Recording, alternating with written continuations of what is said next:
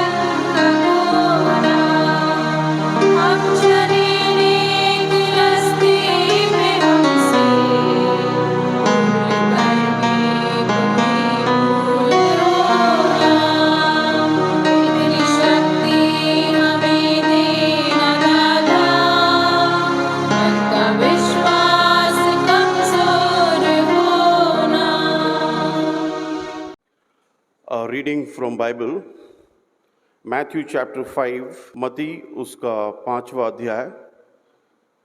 यीशु ने जब ये बड़ी भीड़ देखी तो वह एक पहाड़ पर चला गया, वहाँ बैठ गया और उसके अनुयायी उसके पास आ गए। तब यीशु ने उन्हें उपदेश देते हुए कहा, धन्य है वो जो हृदय से दीन हैं, स्वर्ग का राज्य उनके लिए है। धन्य है वो जो शोक करते हैं, क्योंकि परमेश्वर उन्हें सांत्वना देता है। धन्य है वो जो नम्र हैं, क्योंकि ये पृथ्वी उन्हीं की है। धन्य है वो जो नीति के प्रति भूखे और प्यासे रहते हैं, क्योंकि परमेश्वर उन्हें संतोष देगा, तृप्ति देगा। धन्य है वो जो दयालु हैं, क्योंकि उन पर दया गगन से बरसेगी। धन्य है वो जो हृदय के शुद्ध हैं, क्योंकि वो परमेश्वर के दर्शन करेंगे। धन्य है वो जो शांति के काम करते हैं, क्योंकि वो परमेश्वर के पुत्र कहलाएंगे।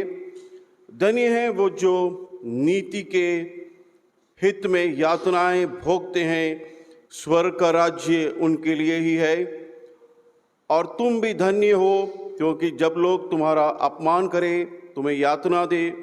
As a symbol of respect and remembrance, we would now like to invite Reverend Father Principal, Sister Anjana and Sister Mariola to come forward and offer flowers at the portrait of Mahatma Gandhi.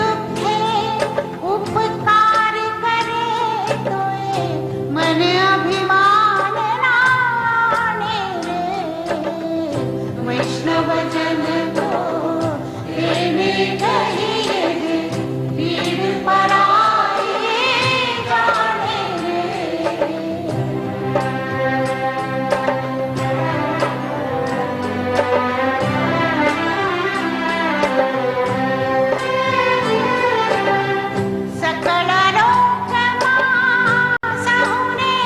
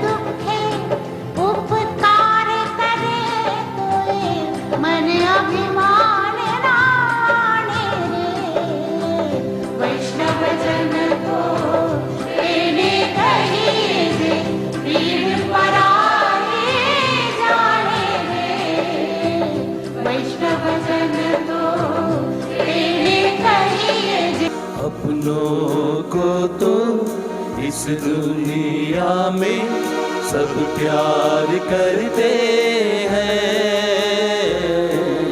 दुश्मन को भी प्यार करना मसीहा सिखाते हैं। अपनों को तो इस दुनिया में सब प्यार करते हैं,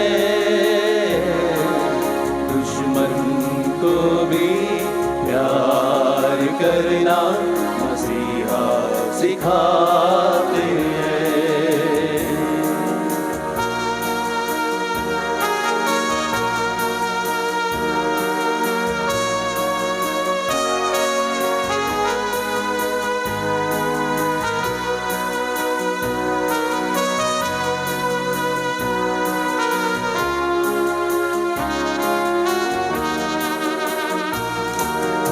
एक गाल पर कोई मारे तमाचा, दूसरा गाल भी देना। ले जाए कोई एक मील जो संग, 2 मील साथ जाना। एक गाल पर कोई मारे तमाचा, दूसरा गाल भी देना। ले जाए कोई एक मील जो संग, 2 मील साथ जाना। अपनों को तो अपना सब कुछ सब लोग देते हैं, गैरों पर भी सब कुछ लुटाना मसीहा सिखाते हैं। अपनों को तो इस दुनिया में सब प्यार करते हैं, गैरों को भी प्यार करना मसीहा सिखाते हैं।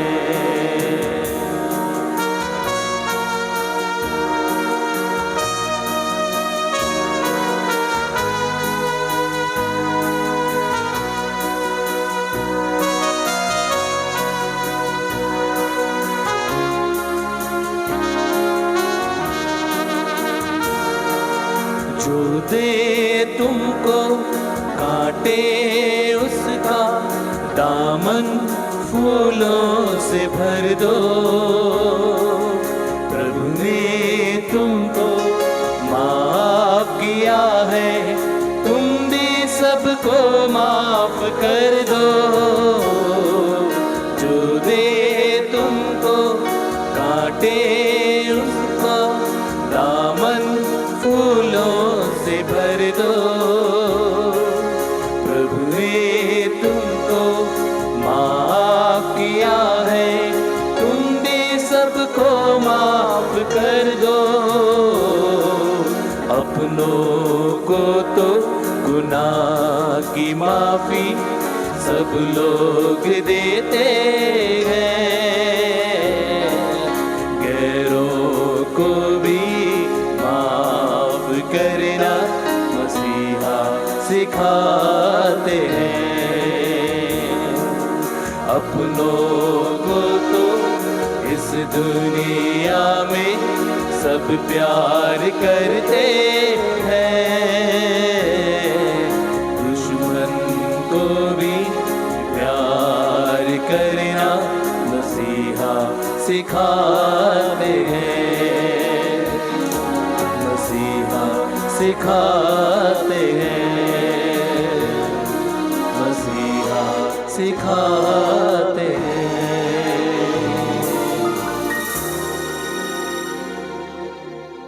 Present times or not.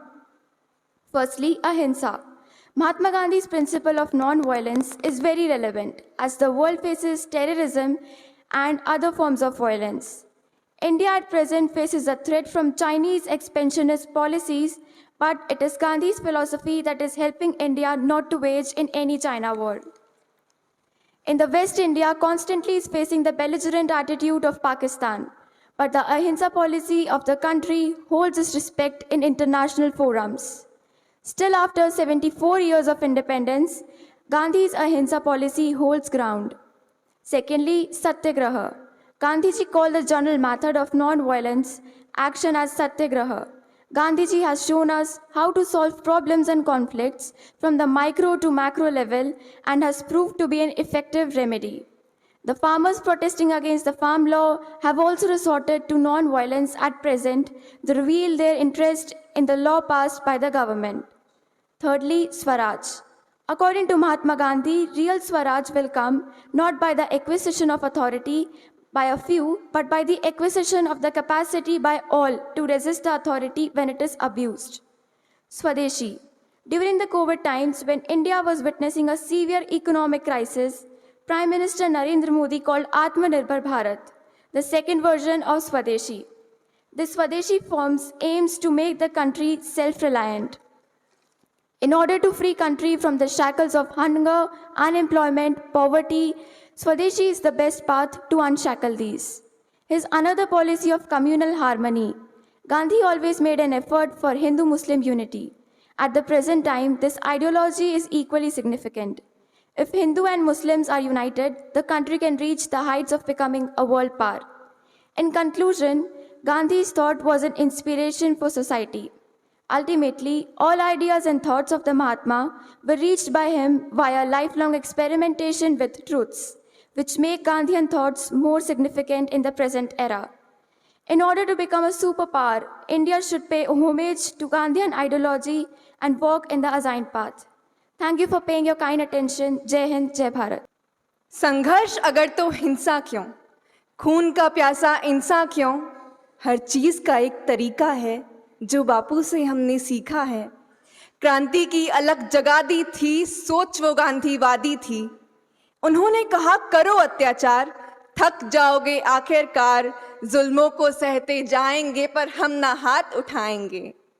Non-violence and satyagrah are the weapons of the strong. One who is capable of self-suffering can use it. Now, I would like to invite Ma'am Deepti Singh to shed some light on the Gandhian philosophy of Satyagraha. Mahatma Gandhi opined, my religion is based on truth and non-violence. Truth is my God, non-violence is the means of realizing him. With this quote, I would like to throw some light on the topic Satyagraha. Good morning, one and all present here. It's a very auspicious occasion as we are celebrating 154th birth anniversary of our father of the nation. From centuries, the world has seen a host of leaders who influenced their age in different manners, but none of them made an indelible imprint on the heart and mind of the people of the world, as did Mahatma Gandhi.